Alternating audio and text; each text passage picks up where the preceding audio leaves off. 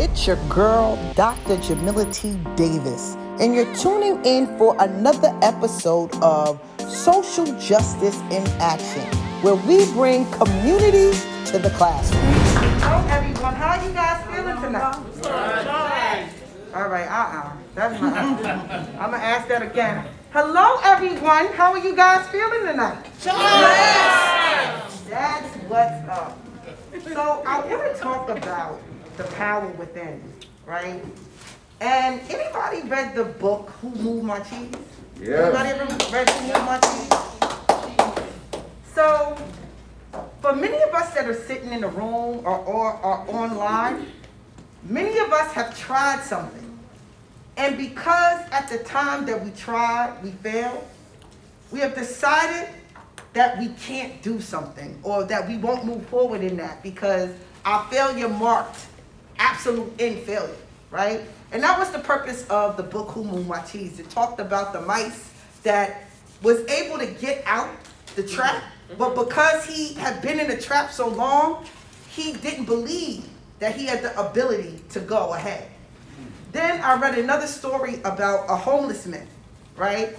And the homeless man actually had a check, but he didn't know the check was worth millions of dollars and that he needed to cash it.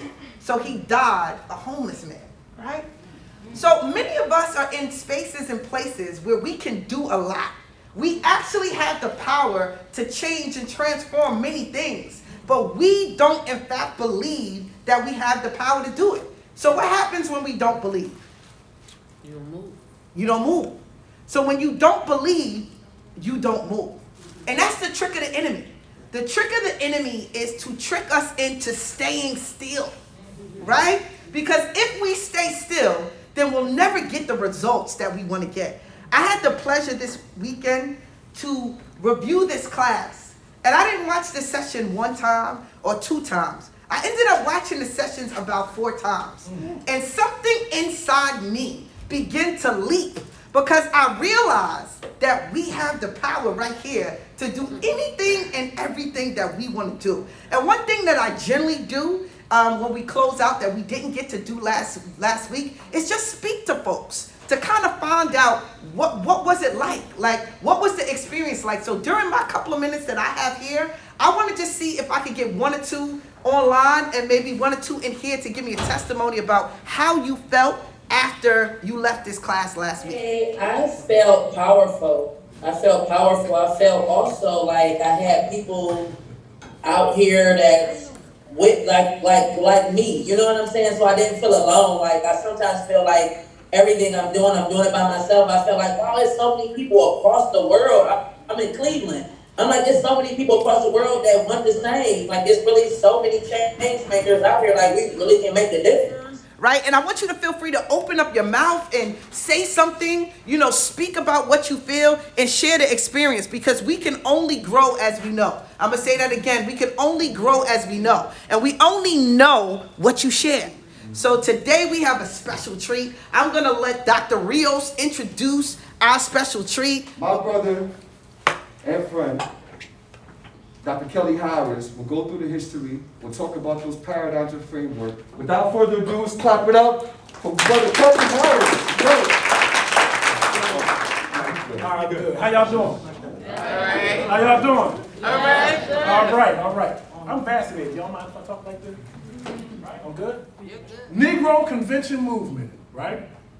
For 30 years, over 30 years, black people again met annually, organized. So when you think about, well, what are people doing?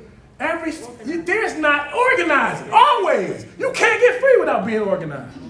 You cannot get free without being organized. I don't care what group of people you are, I don't care where you are, you gotta be organized. Right? You can't do nothing if you're not organized, right?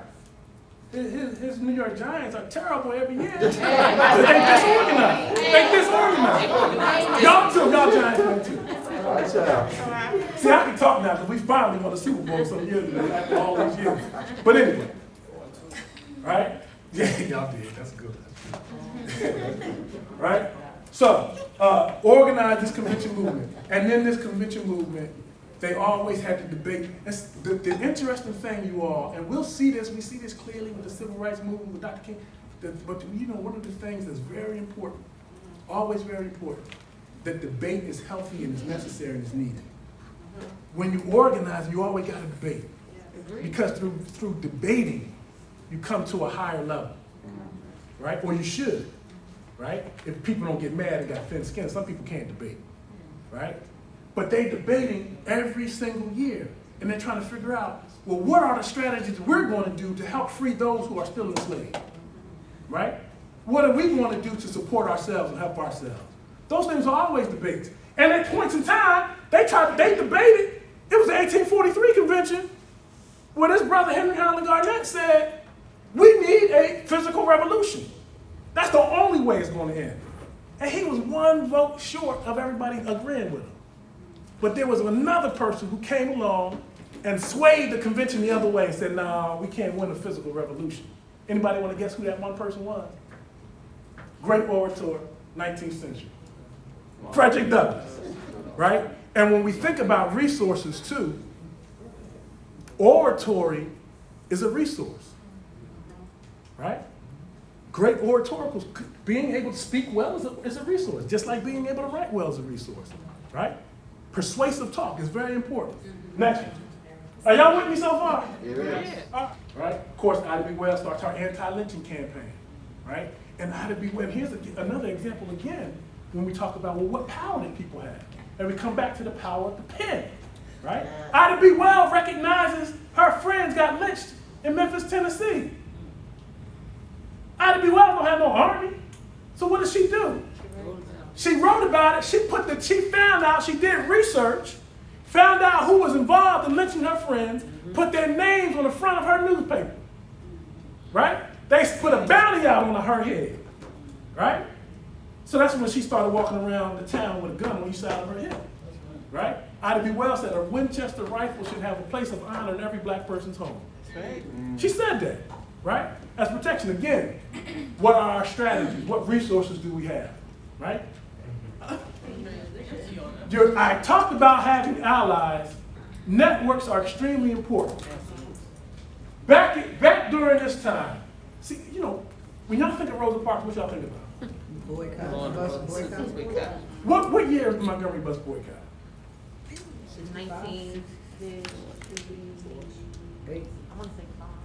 1955, right?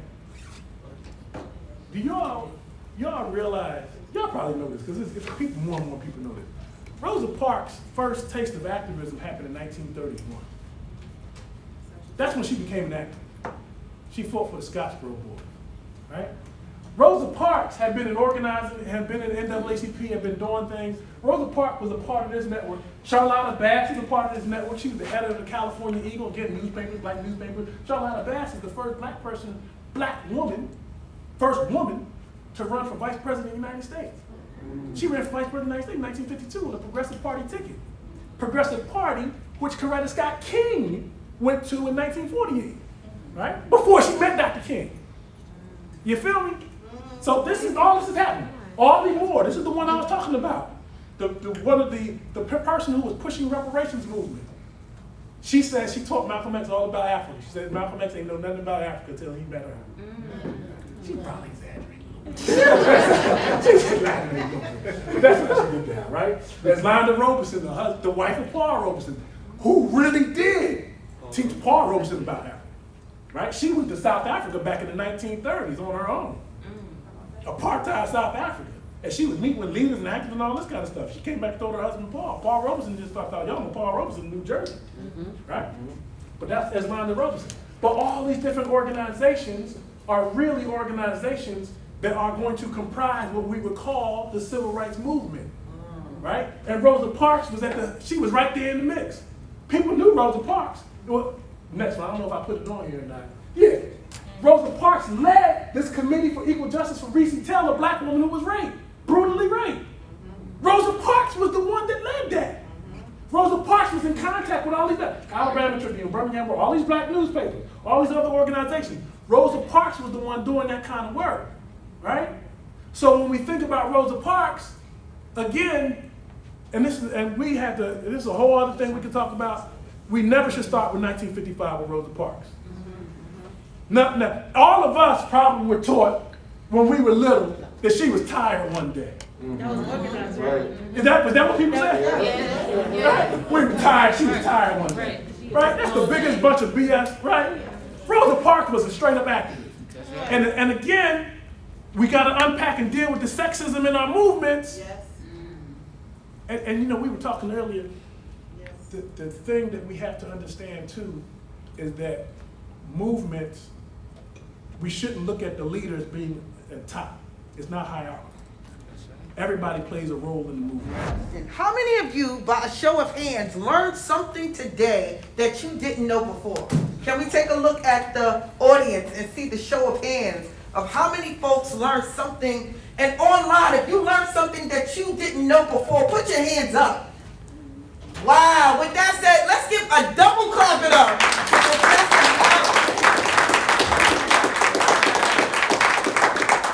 I took a couple of notes down that I want to go over that he said before we go into these breakout rooms, right? He said a couple of things. One of the things he said is, who do I need, right? Who do I need to make change happen? Another thing he said is, who are my allies?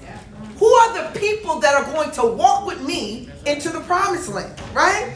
He said, what do I need to get it done, right? Those are some of the things you guys should be writing down. Who do I need? Who are my allies? And what do I need to get it done? And he said the core thing to making change happen is organizing, right? So we can talk a lot of smack. I know how many of y'all know everybody that talks about the problem and this is this and this issue is that, and you talking. According to Professor Harris, we need to organize. So sis, I heard you in the back. Financial literacy is crucial to the black community because many of us don't know the basics. You talking about trading, right? That's advanced. Folks don't know how to balance a checkbook. Better yet, get an account, right? So what are we going to do about organizing to make those resources available to those that don't have them, right? Then we talked about, he said Ida B. Wells, and he said that she had a bounty on her head for doing the right thing, right? How many are you willing to take the bounty, to do the right thing, right? To change your community. Then we see, he said, never underestimate the power of one person. One person. Now, I heard the story for years about Rosa Parks. Now, I didn't know anything about what you talked about, her organizing before for years, but the power of one person, right? All of the sisters that we saw in the presentation that just dared to say, you know what, I'm going to go ahead and walk out. And I'm going to organize some folks to walk out with me, right? Now, when I go back to my federal case, I think about the people they call me the leader organizer, right? So now I got to organize something right on the ground legally, right? That's what it made me think about, right? And then he said, who's your network? There is power in our network.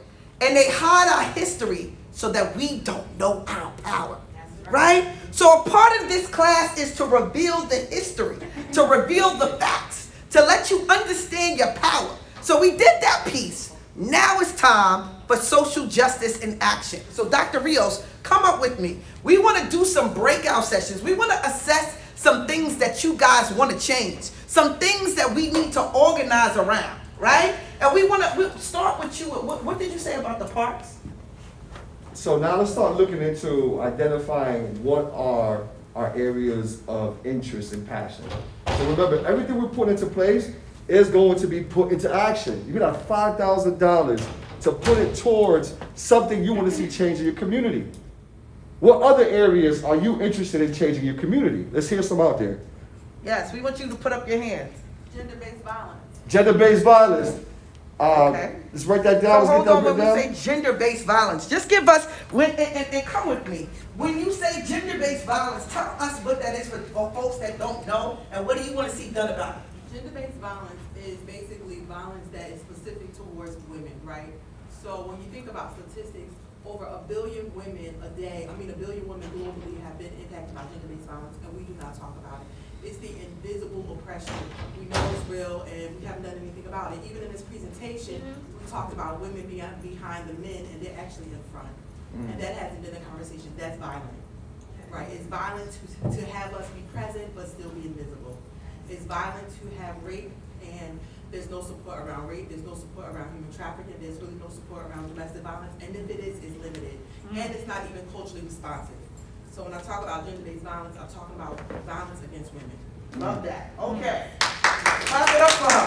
So we have a group. One of our groups is going to be advocating and organizing for this cause. Someone else tell me something in here that you're passionate about. So as we break out in these groups, this room is your resource room, right? This room is where you're going to organize. Since you talked about your whole thing about financial literacy, so let's talk about that and what that looks like and how we can bring change for our community.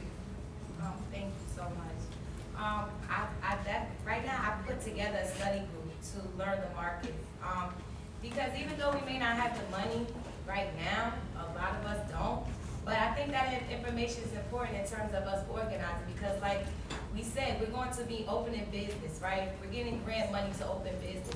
We want to have some knowledge about the business and how it's going to be working inside these markets, right?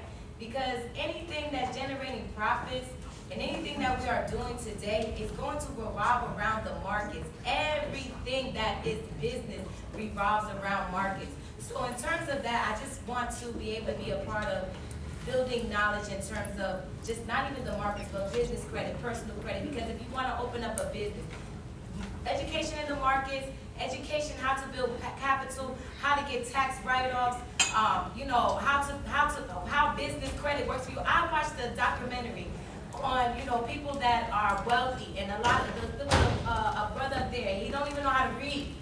He said how do you make almost like $1 billion a month? He said, and his brother is retiring, his brother's broke, and he have all this money, right? He said because in this country you have to have credit. What you do is you find a team that can work for you, right? So say the project you know how to do, you find 10 people that can do what you do, and then you work together and then you make money together, right? And then you build up a capital, your personal credit, right? Because your personal credit is what's going to get you business credit. It's what's going to get you the endorsements. It's what's going to get you the tax write-offs. It's what's going to get you the money to be able to get grants and things like that acknowledged, right? Professional profile building. We definitely need to have an understanding of what that means and how you build professional profile building. So if it's brothers and sisters in here that would like to network with me in terms of that, I would love to do that because that's the goal for me. Okay, I want to actually introduce you to someone. Some of you guys that are in the Newark Violence Prevention Office know who she is, others do not. So I'm going to introduce her. Could you please let them know who you are and what you do and what you're in charge of? Good evening. I'm Kylisha Wingfield Hill, Policy Advisor to Mayor Baraka, the Honorable Mayor Baraka, Mayor of the great city of Newark. We are in charge of managing all of his initiatives and all of the policy that comes out of the city of Newark. We all know that Mayor Baraka, radical before he became the mayor. Folks remember him as an activist. He mentioned his father, who actually started the political convention that took place in Newark, and just a bunch of other things that we could be here all night talking about. But again, a lot of the initiatives that's coming out of the city of Newark is around, financial literacy. We had Jamila this summer teaching financial literacy. One thing I was getting ready to mention, because she was saying a project that we wanted to work on, or I was going to say housing, because what we don't understand is that the wealth is in the land and black people don't have land. So the mayor is trying to figure out how we can give black folks property, because that's what we need. A bunch of other things that's coming out. We have the affordable housing office that he created. Cannabis is here. But part of what was happening is that some of us, again, the mayor was an activist, and it's important to be, activists. As he mentioned, some of us have to activate and some of us have to legislate. And I'm on the legislation side trying to figure out how we can get some ordinances, some bills passed, so our folks can have seats at tables. So that's pretty much all I do. That's what's up.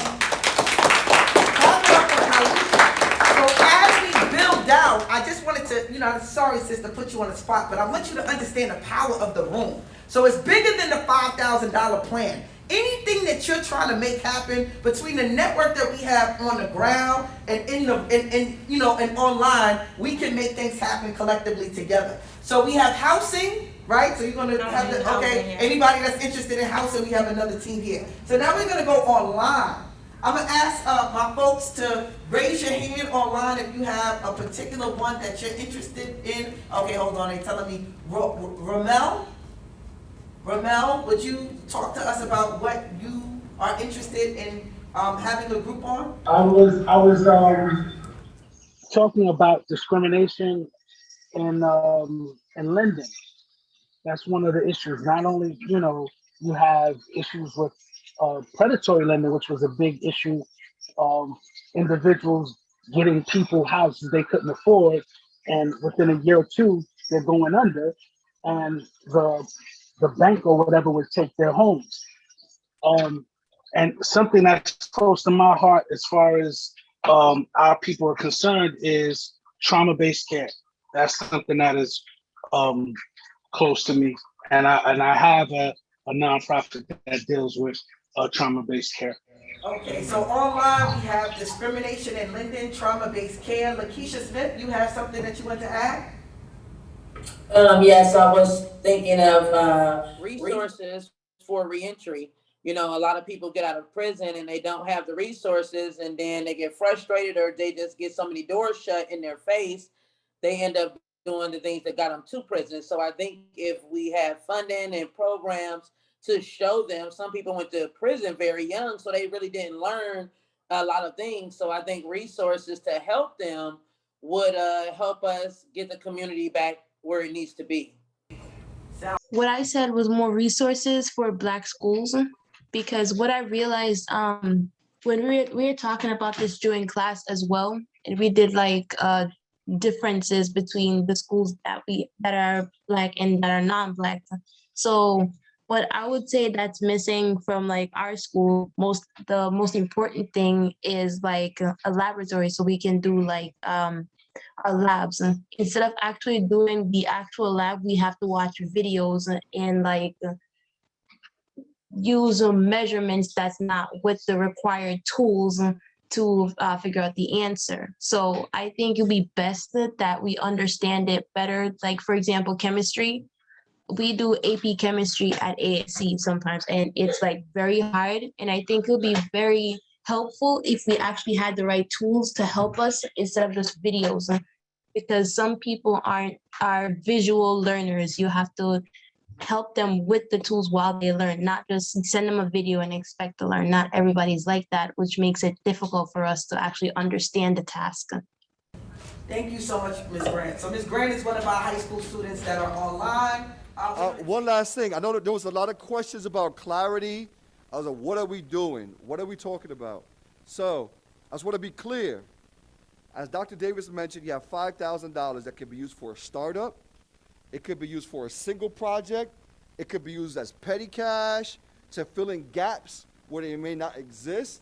You have all of those options to be able to do whatever you want to do with that $5,000 and implement it towards a change intervention, a change program, okay? So really, the world's yours. So again, there's a couple of things happening. One, we're competing for money, right? So we're organizing around incredible issues, and we're also competing for money. So the group that you are with now, we need you to create a communication stream, whether it's email, text thread, Slack, whatever it is, right? We need you guys to meet one more time together so that you guys can organize and create what you're organizing around. What does your movement look like? We want you to think about the class that took place today. So this is a classroom that's full of change. We are going to make change happen, right? So, but I need you to repeat after me, because we in our class a certain way. Is that all right? That's all right. We are change makers. We are change makers. Social justice in action is Dr. Jamila T. Davis, and it's going down.